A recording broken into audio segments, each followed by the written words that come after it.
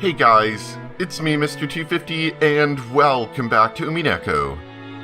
We last left off with Eva and what's-her-face?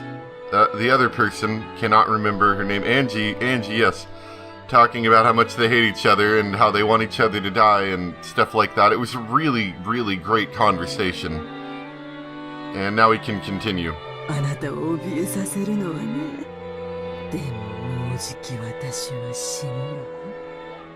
だから私が死んだ後もどうやってあなたを苦しませ続けるか考えたの。そうしたらIt's a really nice family conversation they're having. 案外単純なことだったわ。それをあなたに話したくて呼んだのよ。そろそろ中間近いんだけど、手短にね。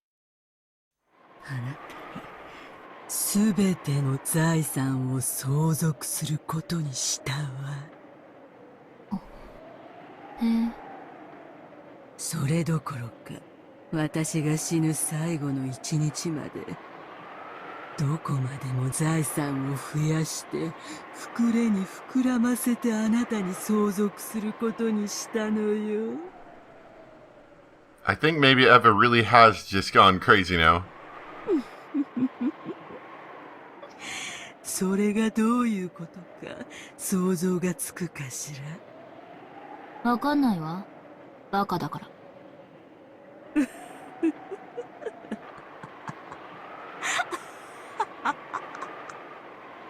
そうよね。わかんないでしょうね。楽しみにしてなさいよ。本当に楽しいわよ。お金持ちは。毎日日本中の妖怪が朝から晩まで遊びに来るわよ。あんたの私生活はこれからはすべてワイドショーと週刊誌が覗き見してくれるわ。何をしてもしなくてもマスコミは必ず私を批判する。施せばブルジョワだと叩かれ、渋れば主戦度だと罵られる。本当に素敵な毎日よ。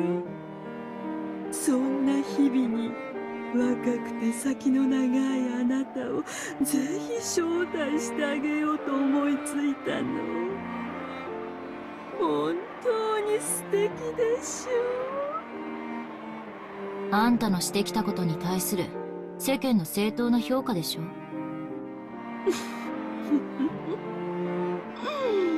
そうね、そうでしょうね。いいわ。好きなだけ私を罵るといいわ。そしてその評価をあなたが背負うのよ。製品が善人、金持ちは死ねというのが日本の文化。あんたはやがて何をしてもしなくても日本中から妬みと恨みの象徴に祭り上げられていく。そんな生活の中で生きていくあなたのこれからの人生はどんなにもいびつなものなのかしらね。あんたの味方は誰もいない。あんたの悩みなど誰も聞かない。あなたを罵ることは公然としたスポーツになる。そしてそれを誰も止めない。ああ、エンジェ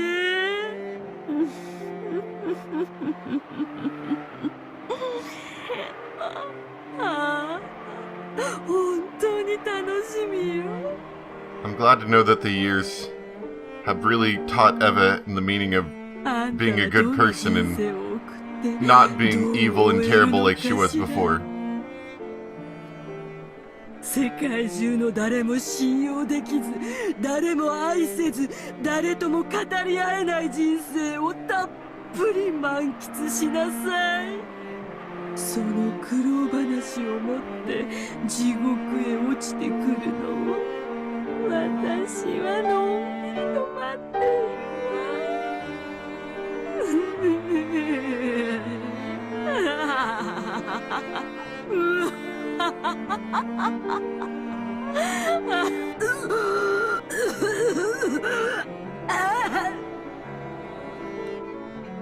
Her insane laughter turned into a painful cough. Without changing her expression in the slightest, looking completely unconcerned, Angie stared at the only survivor of Rokenjima. Perhaps because he found the violent coughing odd. As he gave a short knock on the door, the guard flew in. Angie glanced at him, wordlessly showing that she wouldn't step from where she was. Angie was prepared for some kind of trap to frame her in Eva's death. However, that was fortunately a needless anxiety. As the guard rubbed Eva's back, he poured hot water from a thermos into a mug. As he did, Eva kept coughing, looking like she was in pain. Angie thought that this world would be the final form of Rokenjima's witch that she would be able to see. Or that this would be, yeah. Eventually the coughing subsided and Eva regained her normal breathing. However, the glittering madness inside her eyes hadn't subsided in the slightest.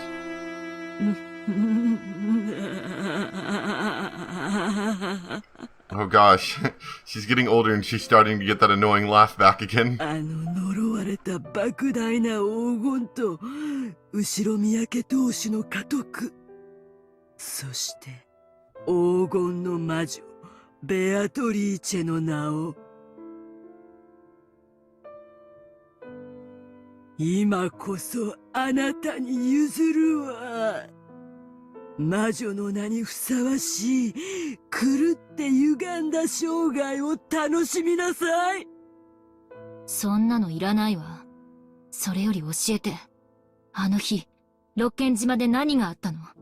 事故があったなんて、私は信じない。あの日に何があったのか、父さんと母さんと兄さんがどうして死んだのか、本当のこと。あ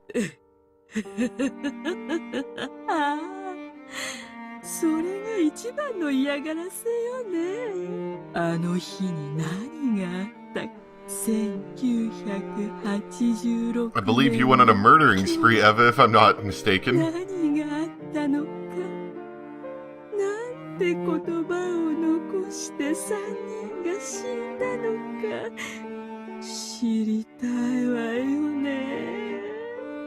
教えないわよ。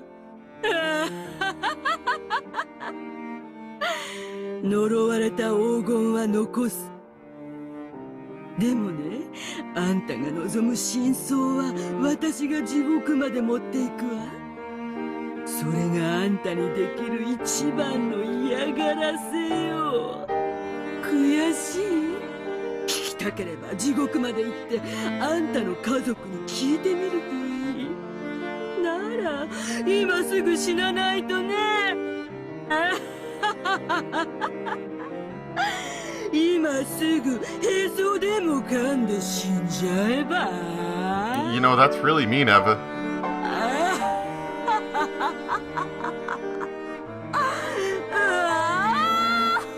Oh gosh.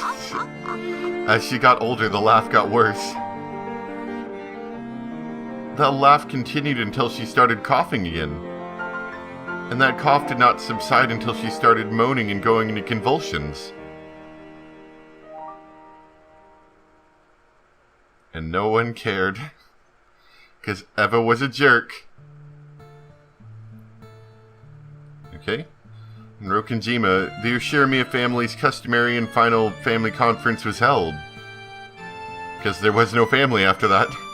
And on the next day, October 5th, an extremely unfortunate accident occurred, and the Ushirimiya family was wiped out.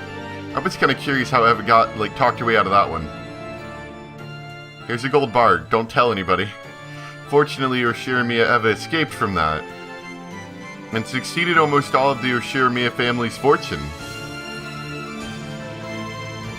However, due to many turbulent rumors surrounding the Ushirimiya family, the way Eva acted afterwards, and her unnatural actions at the time of the unfortunate accident, the public was in an uproar over whether this might have been a conspiracy to get all the inheritance for herself. Under pressure from the public, prosecutors repeatedly tried investigating, and the media began tracing the outline of a conspiracy they called the Rokenjima suspicion. But in the end, they weren't even able to find enough proof that this unfortunate accident was a crime. However, because the media continued to give the impression that the Rokenjima suspicion was Eva's conspiracy, public opinion began to believe that she was the true culprit. Of course, that was also influenced by the bad impression caused by all that easily condemnable... Words are not working well for me today. Condemnable, overbearing financial activity, which she had carried out using that vast wealth. Every time she did something and the rumor started spreading, the media would bring back the Rokenjima suspicion, blaming the justice system by saying that she was the true culprit, and that the only reason that she hadn't been arrested was because even the police had been bribed. Seems about right. I mean, with that much money, you could probably bribe the police well enough. So the impression that she was a great villain grew stronger and stronger. Her heart eventually degenerated, and ironically, it began to transfigure her into the kind of human that the public expected. By now, Eva had no one she trusted, and no family. After her beloved husband had passed away, the talk shows occasionally mentioned his company, saying that it was run recklessly, while criticizing and disgracing its former accomplishments. Even her beloved son George was dramatized as the stereotypical rich, lazy son that the public expected. And no one even wanted to know what a simple and honest character he had possessed. As to how much all of this hurt Eva and ran her to ruin, no one was interested. Because that's not an interesting story. That's what the media does. The public was only interested out of curiosity about how a super rich, evil woman who killed her whole family lived her pitiful later years. So that happened more and more. And eventually, Eva's personality was transfigured until she was called a lunatic. It was said that she sometimes remembered that this was exactly the same way her father, who she had once admired, had been in his later years, and laughed at herself with scorn. And on the day of that final family conference, because Ushiromir Rudolph's daughter Angie had been sick and had stayed with her mother's family, she had not participated. At the age of 6, she had lost her family and had gained Eva as her guardian. Wasn't that unfortunate, since Angie had become Eva's only blood relative? Eva took very good care of her. She had imposing guards always surrounding Angie's person to prevent her from coming to harm. Angie even had her right to play with friends, to come home from school together, and to enjoy the seasons together stolen, so that she can live a full and pleasant school life. Eva had sent Angie to an elegant boarding school which took care of her every need, completely isolating her from the world. She didn't even know the popular songs that girls her age might hum. She was never given a chance to enjoy window shopping with her friends or stuffing her mouth with crepes, much less an encounter with a member of the opposite sex to make her heart throb. Angie did not have a single friend. If anyone carelessly acted friendly with Angie, they would be scolded by the guards or else the teachers. All of them were strictly ordered not to let shabby humans approach the daughter of the esteemed Ushiromir family. During that time, the talk shows were always talking about Ushiromir Eva, and always spreading rumors about her many financial evil deeds.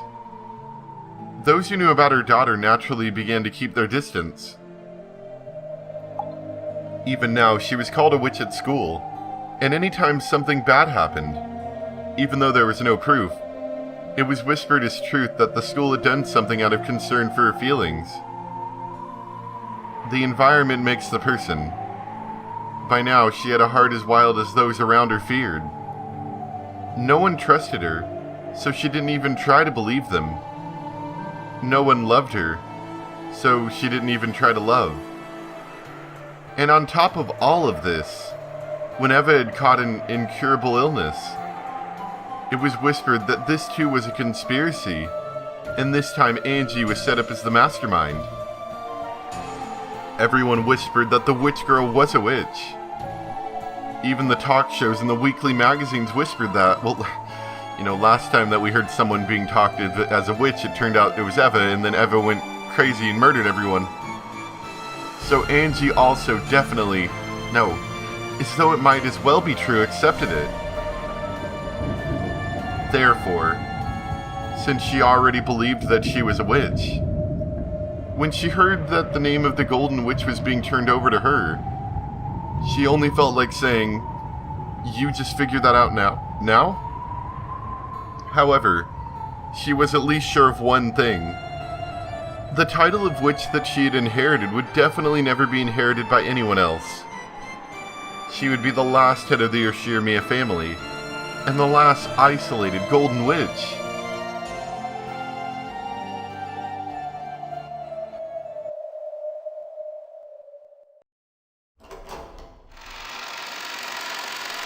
Yeah, I just have a bad feeling about that one. Maybe Angie's gonna be the next witch. Maybe. Angie could be seen on the roof of a skyscraper. Compared to the winds of the world which had beaten down upon her until now, this strong cold wind was warm and pleasant. Below her lay a beautiful nighttime scene, and a dazzling river of red and white lights. It was supposed to be clear out that night, so there really should have been countless stars stretching out over the sky. However, the light from the ground was too bright, so you couldn't see them at all. Angie couldn't really imagine that the thing she really saw could be in that unseen starlight. The world of reality below her looked so far away from here. She could imagine that this place was the closest to the world she really should be in. There was only one thing that Angie cursed. Why had she not been able to go to that family conference on that day 12 years ago? Even though if she had gone, she would probably have been able to be with her family forever. She repeated this thought over and over, and dreamed about her family. Myself as I was 12 years ago calls out frantically, urging them not to go to the family conference. But both Mom and Dad are too far away, and my hand won't reach them. Battler Nissan has always really loved me, and his hand always pats my head. But even though it looks like that hand will reach me, even it does not reach. For some reason, I started having that dream over and over again. Every time I saw the same dream, I tried to stretch out my hand even more forcefully, but my useless effort continued to repeat inside my dreams.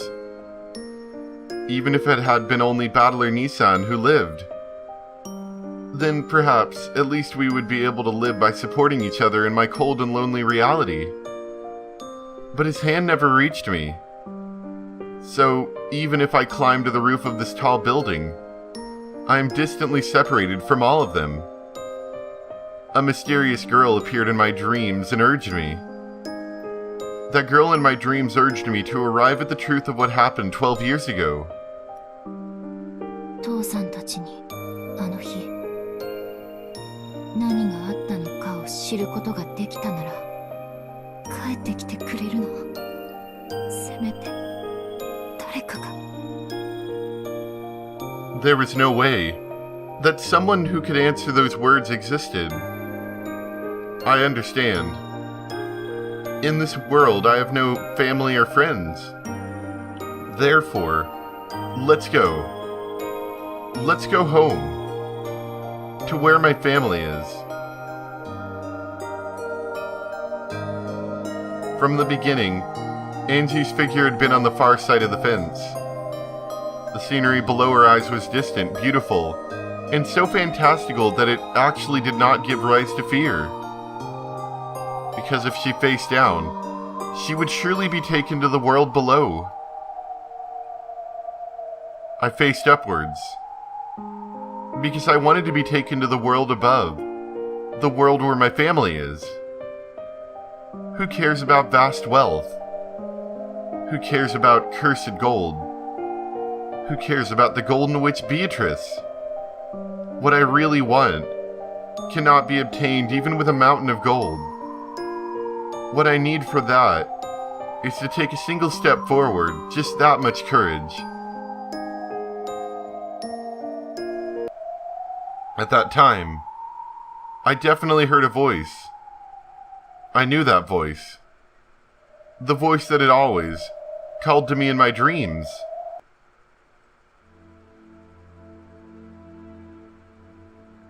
Before my eyes, in other words, in midair above that jet black nighttime scenery. Let me just take a break to drink some water. It's like I can't even speak today, I don't know. There was the figure of that girl I had seen in my dreams. She spoke again, with the same voice I had heard inside my dreams. あなたの助けが必要なの。私の助け？誰が？あなたの家族がよ。あなたの家族は永遠に12年前の今日から明日に閉じ込められているわ。それを救えば私の家族は帰ってくるの？ When I asked the question I had most wanted to, the girl cruelly stopped talking and hung her head. それは約束できないわ。敵は黄金の魔女ベアトリーチェ。強大な相手よ。私に太刀打ちできない。でも同じ黄金の魔女ならなんとかなるかもしれない。何の話かわからないわ。1986年のベアトリーチェに太刀打ちできるのは1998年の最後のベアトリーチェだけ。つまりあなたよ。エンジェ・ベアトリーチェ。12年前の魔女が私の家族を奪ったの？そう。あなたの仇にあたる。あなたに常に孤独な未来を強いる元凶よ。私の家族の仇。見返りはあなたの望む最も理想的な世界、家族の帰ってくる世界のかけらを探してあげるの。でも必ず希望が叶うと約束はできない。1986年のベアトリーチェのゲーム版はあまりに完璧。今日の手土産にその理想のかけらを持参しようとしたんだけれど、未だに見つけられないわ。かなりの強固な運命にラムダデルタと戦った時以来の。何を言ってるのかわからない。あなたに復讐のチャンスを。見返りにあなたが享受できる可能性の中で最も幸せな結末を探して持ってくることを約束するわ。復讐。徒労になるかもしれない。仮に復讐を成し遂げられたとしても家族が帰ってくる絶対の保証はない。奇跡的確率でせいぜい一人を連れ戻せるかどうかよ。Angie understood the meaning of that dream. That dream where it seemed that, with just a little bit more, her hand might be able to at least reach Pt.126. 奇跡的な確率でもそれはゼロよりは高いのよね。 1% くらい。あらゆる可能性の数値は結果の前に無力よ。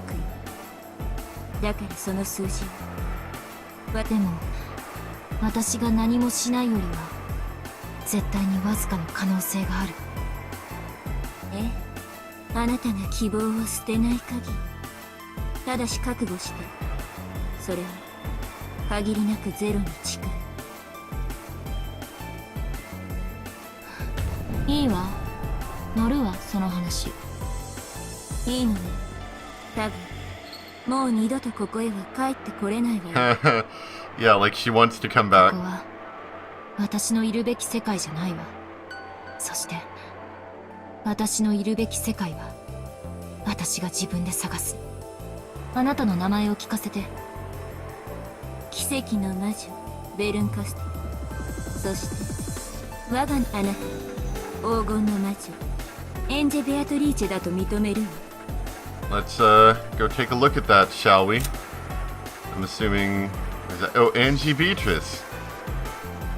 Named by Eva as her successor and was accepted with Birkensteel as her guardian. Bernkastel. She has an extreme magical resistance power, which would prevent her from being the target of any of Beatrice's magic. Well, isn't that nice?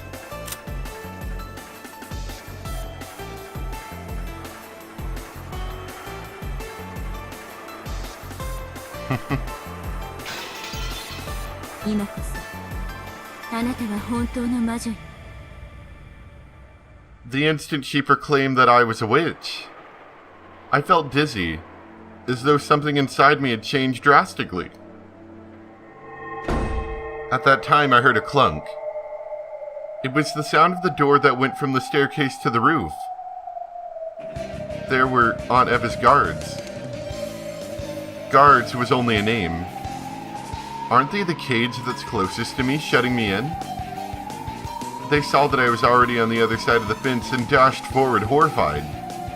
20マルタイ発見屋上応援求むエンジェさん探しましたよそこは危ないですから早くこちらへ何あれファンクラブよ私結構モテるの Oh, well, there's vocals in this one. 捕まる必要はないわね行きましょう Looking annoyed, Bernkastel turned on her heels. In the jet black sky, watching that perfectly casual gesture, I followed her as though it was completely normal. エンジェさん待ちなさい早まるな危ないああダメね全然ダメじゃあまたね See you 迎えにはリムジンをよ Darn こ it, I してちょ skipped うだい that. みんなも一緒だからじゃあね エンジェさん I liked that. That was cool. Oh, the music in this game is good. Love it. Well, anyway, we are just about ready to start the 4th chapter. I'm gonna, of course, like usual, be giving my final thoughts of chapter 3. If anyone could give me some the names of some of the more interesting songs from this chapter, I would appreciate that. New songs, I mean, from this chapter, just so it's easier to search them up, because they make good background music usually. I would appreciate that. And as for the question between the two thumbnails, honestly, I had a lot of people going either way on it, but I think I'm gonna stick with the portrait style just because people seem to be a little bit more inclined towards that one. Like it was pretty even, honestly. So in the end, I ended up having to make the decision, but I think the portrait style had a little bit more for it. I'll go count again and see what it was, because I didn't actually do an official count yet, but yeah, I guess you'll see next time whenever chapter 4 starts for us.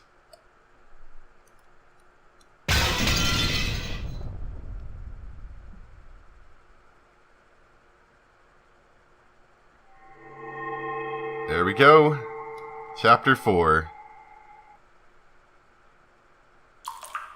Let's see what the title screen looks like first. Oh, it's a portrait of Beatrice again. And episode 4 is ready. Alright, yep, that'll be for next time. Thank you guys once again for watching. And I'll see you next time for some more Umineko. Bye!